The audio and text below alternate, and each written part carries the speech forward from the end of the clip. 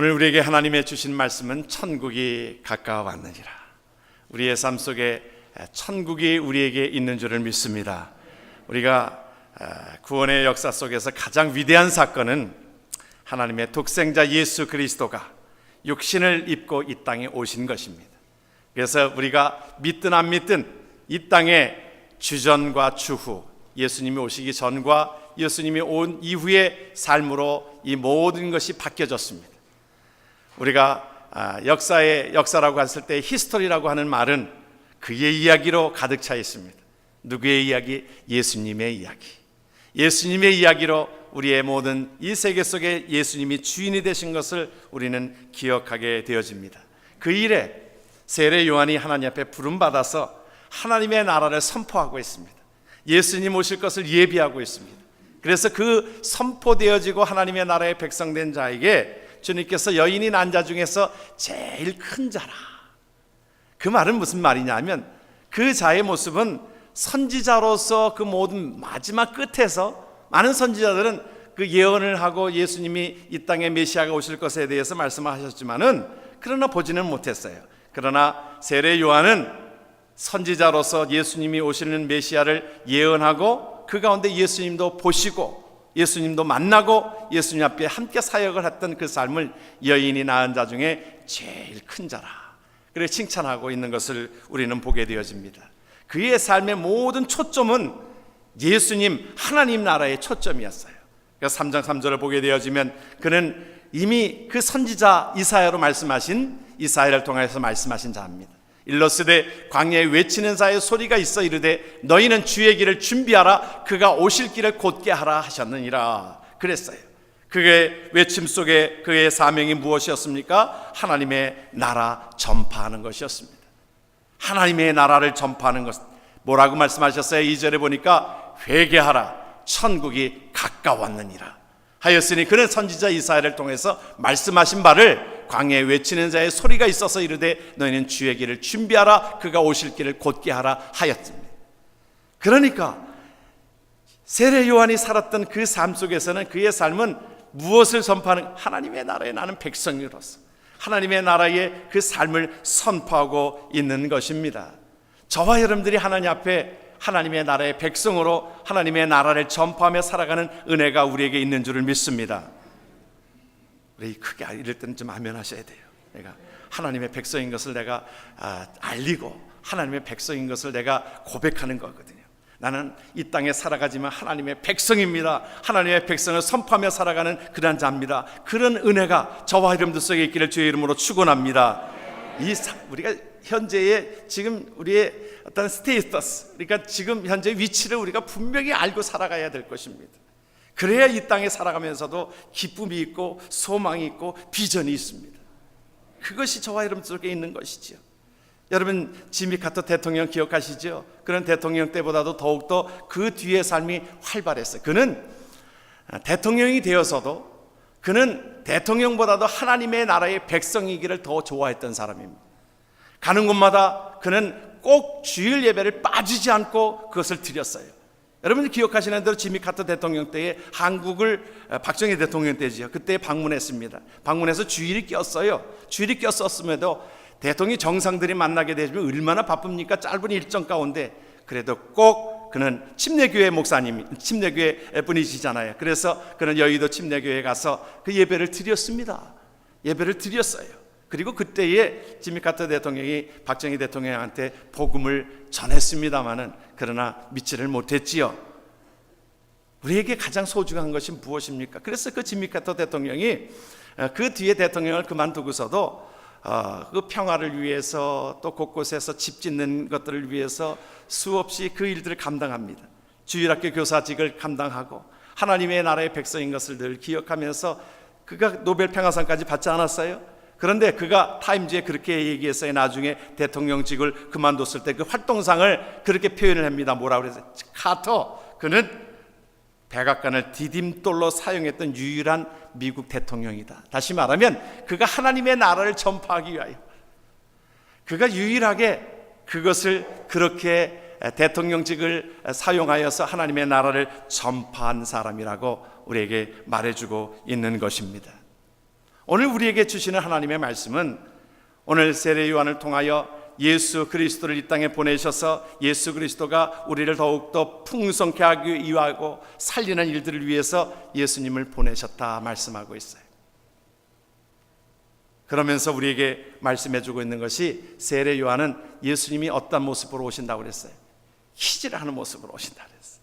우리가 이 말씀을 우리가 12절을 보면은 뭐라고 얘기했냐면 손에 키를 들고 자기의 타작마당을 정하게 하사 알곡은 곳간에 모아 곳간에 드리고 쭉정이는 꺼지지 않는 불에 태운다 그랬어요.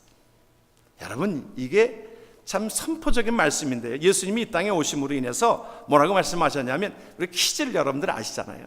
키질은 그래도 한국 사람들의 어떤 풍습 속에서는 키질을 다 알아요. 그렇죠? 키질을 압니다. 우리 한국 사람 풍속과 이 유대인의 풍습이 좀 비슷한 것들이 많아요. 아마 이 서양 사람들 아마 키질이 뭔지 잘 모를 거예요. 또 맷돌이 뭔지 모를 거예요. 믹서기죠. 근데 그 키질을 할 때에 여러분들 아시잖아요. 키질을 하면 그것도 키질을 잘하는 사람이 합니다. 그렇지 않은 사람은요, 이 키질을 할 때에 이게 잘못해가지고 그냥 알곡이 다 바깥으로 나갑니다. 근데 키질을 잘하는 사람은요, 쫙 올렸다가 이걸 쫙 당깁니다. 그러면 알곡이 안으로 쫙 들어오고 쭉정이는 바깥으로 나가요. 그렇죠? 그걸 잘합니다. 그리고 나서 우리 옛날만 해도 그 키질을 가지고 이 쌀가마니를 들어오면 다 나이 드신 분들은 그 키질을 하셨습니다. 집에 꼭 키가 있었어요. 그래서 키질을 해가지고 또 이것을 밥을 할 때에 또 그대로 못해요. 그것을 또 걸러냅니다. 그 보면 조리를 가지고 그것도 스냅을 잘 사용해야 돼요. 보니까 잘 사용을 하더라고요. 손을 탁탁 돌리면요, 이 쌀은 위에도 살살 올라오고요, 나중에 탁 보면 밑에 모래만 남더라고요. 참 보면 우리 손재주가 있어요. 한국 사람들은 손재주가 있어요. 이 스냅을 잘 사용하고 키질을 사용하고. 그래서 이 여자들이요, 골프도 아주 세계적으로 잘하는 그 기술이 거기에 있었던 것입니다. 저는 그렇게 믿어요. 보면 한국 사람들이 그 재주가 참 많습니다. 그 손을 가지고 하는 참 스냅을 가지고 하는 것이 참 귀해요. 그런데 오늘 키질을 통해 가지고 우리에게 말씀해 주시는 것은, 이것은 알곡을 모으기 위하여, 이 땅에 예수님이 오셔서 뭐라고 말씀하셨냐면, 이 땅에 예수님이 이 땅에 오신 것은 우리를 구원하시기 위해서 오셨다고 그랬어요. 내 말을 듣고 나 보내시는 이를 믿는 자는 영생을 얻었고 심판에 이르지 아니하나니 사망에서 생명으로 옮겼느니라. 예수님이 이 땅에 오신 것은 무엇입니까? 심판하려 하심이 아니라 이미 우리를 구원받게 하기 위하여, 알곡되게 하기 위하여, 우리에게 생명 주시기 위하여 우리에게 주신 줄 믿으시길 주의 이름으로 축원합니다.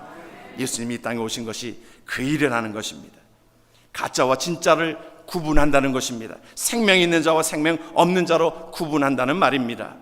그 가운데 저와 여러분들을 하나님께서 예수 그리스도를 믿음으로 영접함으로 하나님의 나라의 백성된 자들이 우리가 기쁨으로 살아갈 수 있는 은혜가 우리에게 있는 줄을 믿습니다. 그것이 우리의 삶 속에 소망으로 나타나는 거예요. 그래서 우리가 주님께서 키질을 하시는데 보면 어떤 것으로 키질을 하시냐면, 성경을 보게 되어지면 말씀으로 키질을 하십니다. 말씀을 통해서 우리에게 키질을 하셔서 우리에게 말씀을 통해서 우리가 말씀을 듣고 그 말씀에 응답하고 영접하는 자, 그 이름을 믿는 자들에겐 하나님의 자녀가 되는 권세를 우리에게 주신다라고 약속하고 계십니다. 키질을 하여서 알곡을 추리시는 거예요. 알곡을 선택하시는 것입니다. 나는 길이요 진리요 생명이니 나로 말미암지 않고는 주께로 올 자가 없다 그랬어요. 그런데 이 말씀을 믿지 못하면 어떻게 되어지는 겁니까? 이 말씀을 믿지 못하면 결국에는, 이 말씀대로 살지를 못하면 결국에는 엉뚱한 데 소망을 가지고 살아가는 일이에요. 얼마 전에 한국의 뉴스를 보니까 핸디백 하나에 여기 단어로 말하면 한 6,000달러 정도, 6,000달러, 그것이 여러분들 다 보셔서 잘 놀라시질 않는데 그 핸드백이 6,000달러짜리가 있다는 거예요. 그거를 서로 살려고 그 전날부터 와가지고 호텔을 잡아놓고 호텔에서 자고 새벽에 그 문 열기 전에 줄을 서야 그 핸드백을 산다는, 아니 그냥 공짜로 주는 줄 알았어요. 공짜로 주는 줄 알았는데 보니까 돈을 주고 사는 건데도 한정판, 이게 장사 속입니다. 장사하는 사람들이 한정판 몇 개 다 만들어 놓고 한정판이라고 하니까 또 거기에 녹아나가지고 이 줄을 서가지고 그거를 그냥 주는 것도 아니고 살라고, 그 사람들의 정신 상태가 어떻게 되든지 저는 거기에 예수 믿는 사람은 없으리라 생각이 되어져요. 없으리라. 그것에 목숨을 거는 거지요. 세상 것에 목숨을 거는 거지요. 밤을 새는 거지요. 소망이 없으니까. 그런데 하나님께서 우리에게 말씀으로 하나님 앞에 영생함을 얻은 자들에게는 하나님께서 하나님의 나라를 소망하며 살아갈 수 있는 은혜가 있기에 우리가 그 일에 목숨을 바쳐서 드리게 되어지는 거지요. 우리가 성경을 보게 되어지면 노아가 그랬습니다. 노아가 배를 질 정도로의, 하나님께서 보니까 배를 지를 정도로 부한 자입니다. 그 거대한 그 배를 지으려면 상당한 재력이 필요했지요. 물론 주신 분도 하나님이시지만 하나님께서 노아를 선택하셔서 노아가 이 배를 지으라고 했을 때 노아는 그 모든 재산을 가지고 이 땅에서 편안하게 즐거워하며 그렇게 지낼 수도 있었을 것입니다. 그런데 그는 하나님께서 그 말씀을 하셨을 때 사실은 쉽지 않은 결정일 것입니다.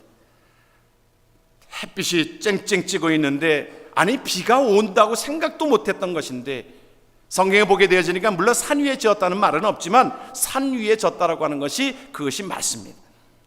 배를 산 위에다가 짓는다라고 하는 것이 쉬운 일이 아닌데, 그런데 말씀에 순종하여서, 하나님의 말씀에 순종하여서 노아는 그 가운데 그 소망을 두고, 하나님의 나라의 소망을 두고 하나님의 말씀에 입각하여 살았던 노아를 통하여 살리는 일들을 감당한 것입니다. 자기 혼자 살려고 한 것이 아니었어요.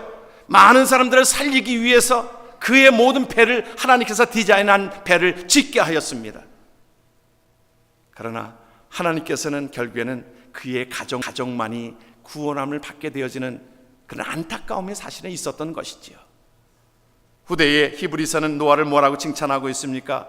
믿음으로 노아는 아직 보이지 않는 일에 경고하심을 받아 경외함으로 방주를 준비하여 그 집을 준비하였으니 이로 말미암아 세상을 정죄하고 믿음을 따르는 의의 상속자가 되었느니라.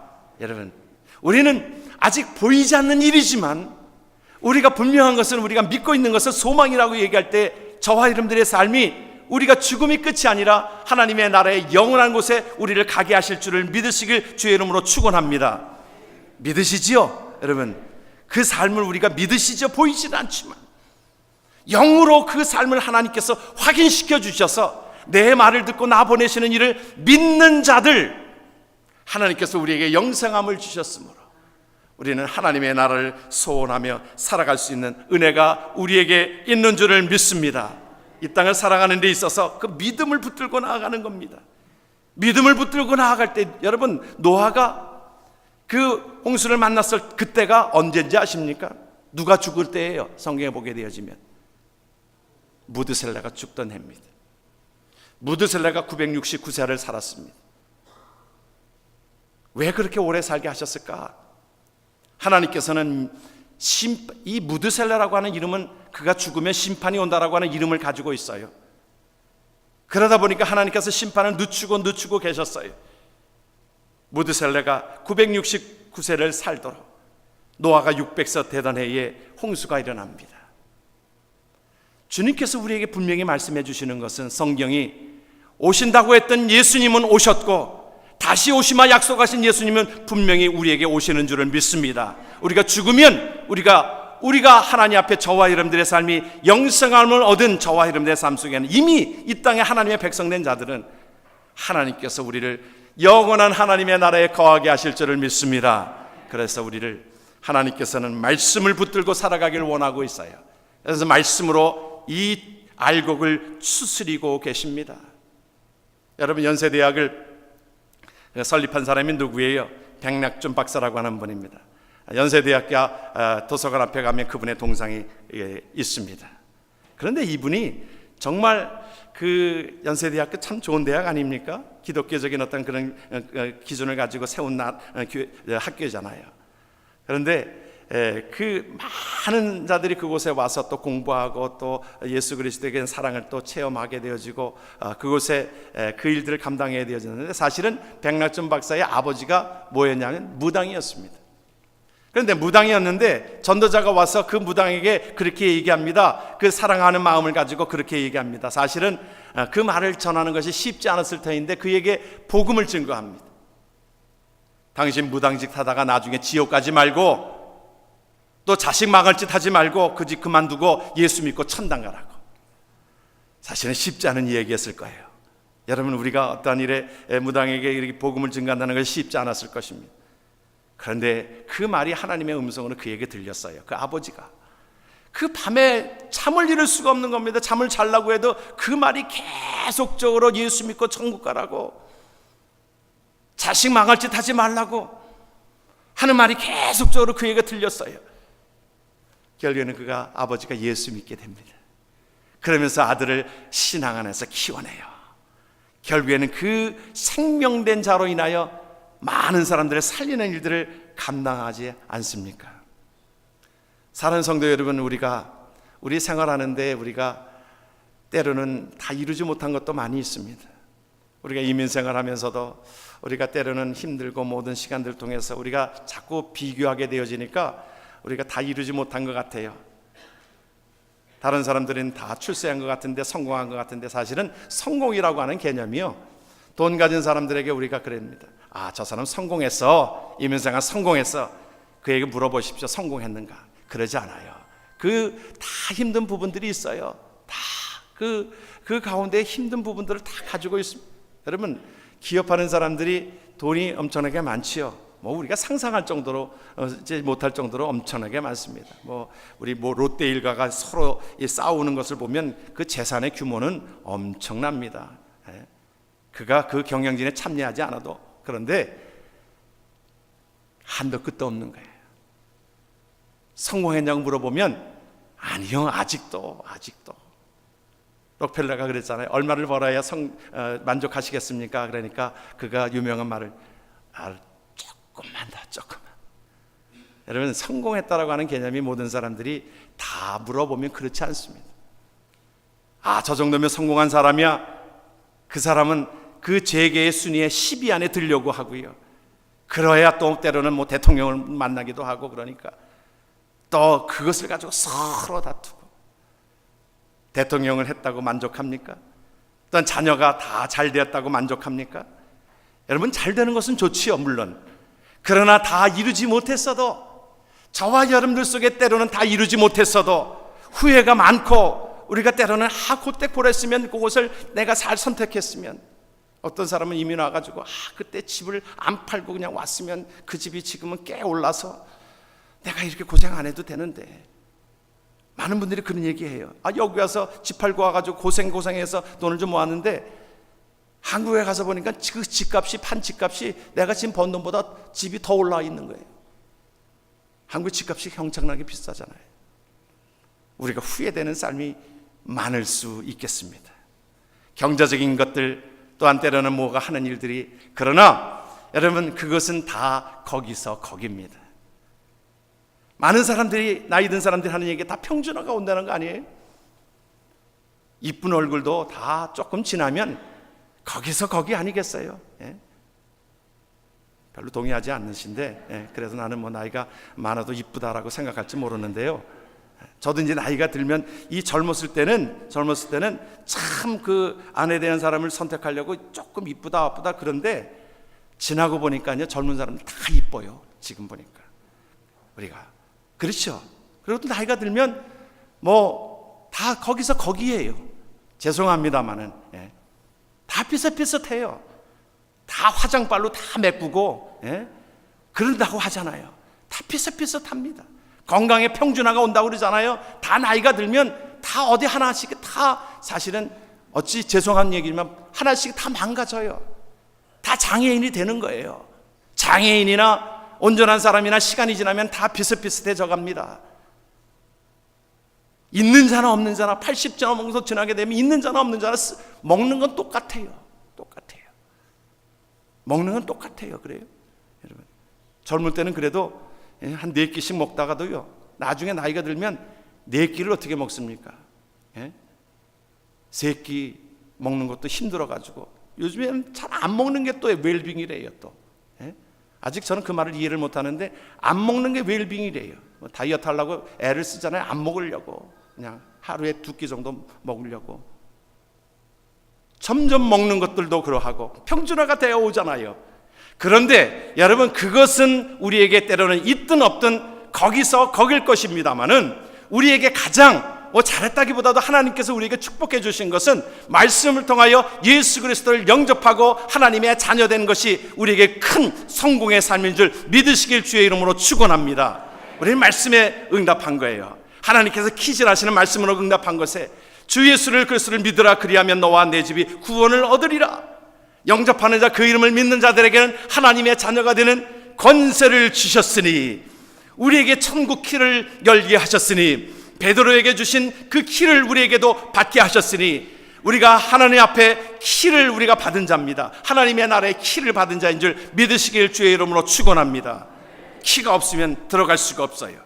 그런데 우리에게 말씀으로 우리를 믿게 하셔서, 그러므로 저와 여러분의 삶이 예수 그리스도를 믿는 것이 우리에게 성공적인 삶이요 복된 삶이요 가장 큰 것을 얻은 자인 줄 믿으시길 주의 이름으로 축원합니다. 하나님께서 또한 예수님은 이 땅에 키즈를 하러 오셨는데, 무엇으로 키즈를 하는지 아십니까? 어떤 사건을 통해서, 환경을 통해서 우리에게 키즈를 하십니다. 우리가 어떤 일이 일어납니다. 일어날 때 하나님께서는 그것을 통해서 우리가 알곡되게 하기를 원하시는 거예요. 우리가 말씀을 보았습니다만, 요한복음 21장에서도 보게 되어지면, 베드로가 그가 한 마리도 낚지 못했던 것도 하나님께서 그 사건을 통해서 하나님께로 오게 하시려는 하나님의 계획이 있었지요. 여러분, 하나님을 믿는 가운데 때로는 사업이 안 되고, 때로는 어려움이 있고 고난이 있고 그러하다 하더라도, 그것을 통하여 하나님을 발견하게 되어지면 그것이 놀라운 축복의 말씀인 것을 믿으시길 주의 이름으로 축원합니다. 키즈를 할 때 알곡도 이것이 올라갔다 내려올 때 꽤 아플 거예요. 욥이 많이 아픔을 당했습니다.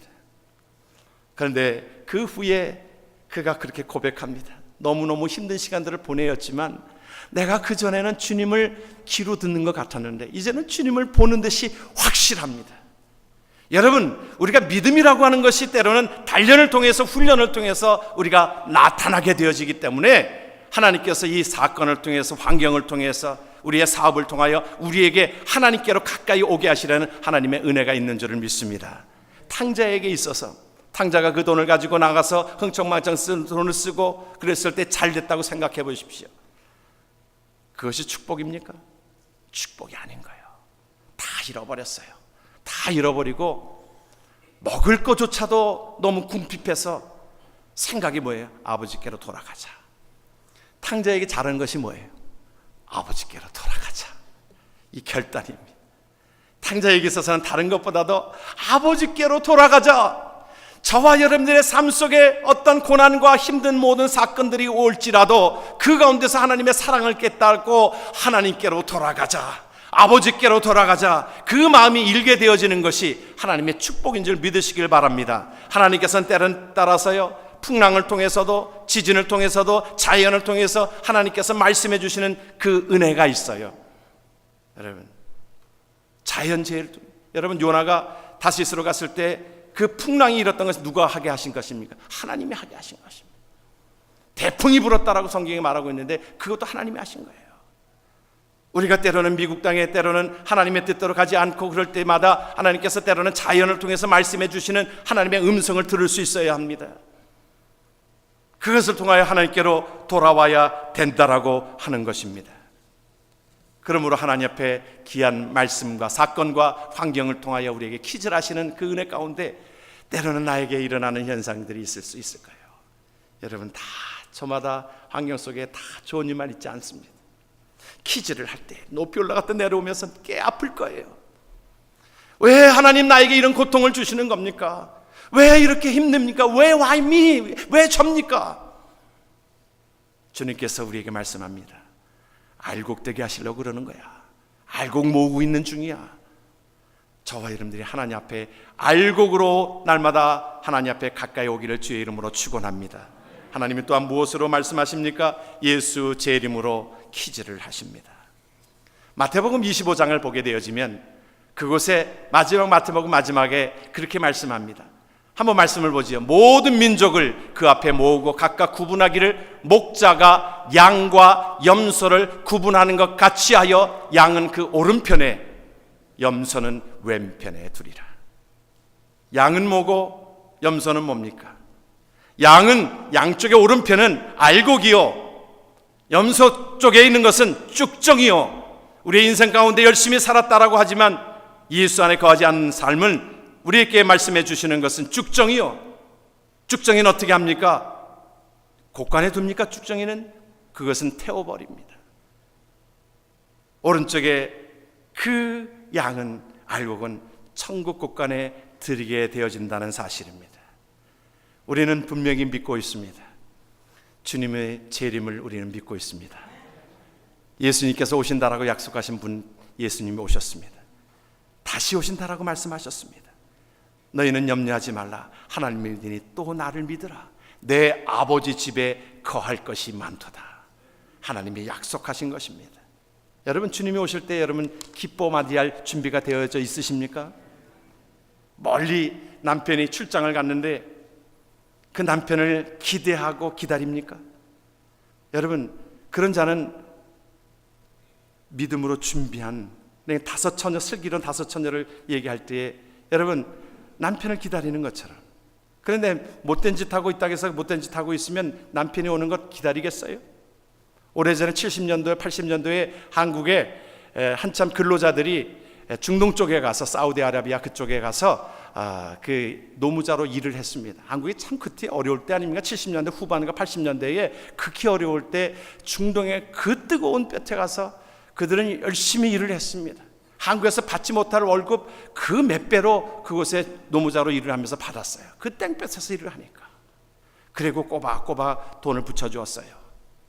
그런데 한국에 있는 그 주부가 결국에는 또박또박 돈을 붙여주고 그러니까 돈을 받아 쓰면서 결국에는 이제 좀 외롭고 힘들고 그러니까 어떻게 했어요?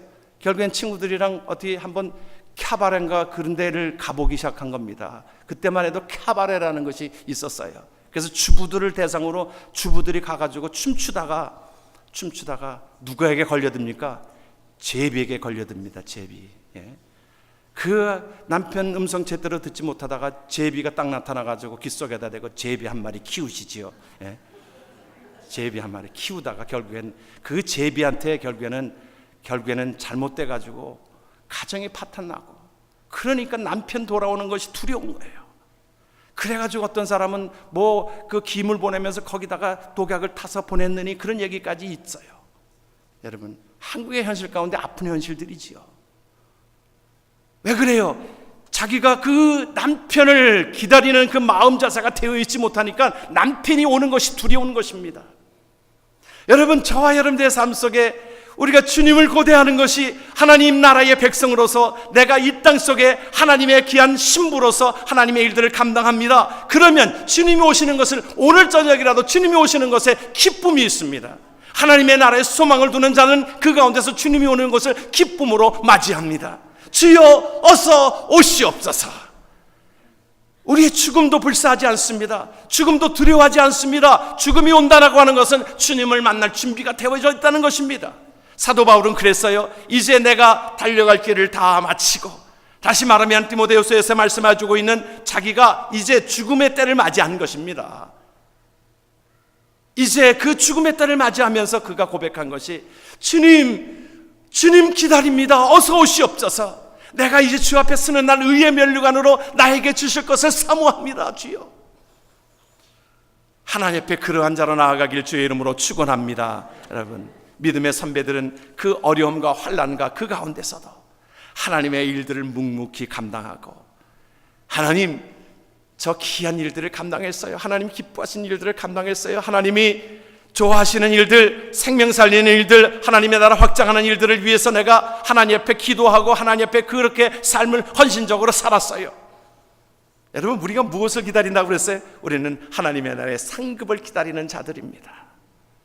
그러는 자들에게 하나님의 나라를 바라보고 온전하게 나아가는 가운데 저와 여러분들 속에 우리에게 분명한 재림의 신앙이 우리에게 있는 줄을 믿습니다. 주 예수님은 우리에게 알곡을 고르기 위해서 퀴즈를 하십니다.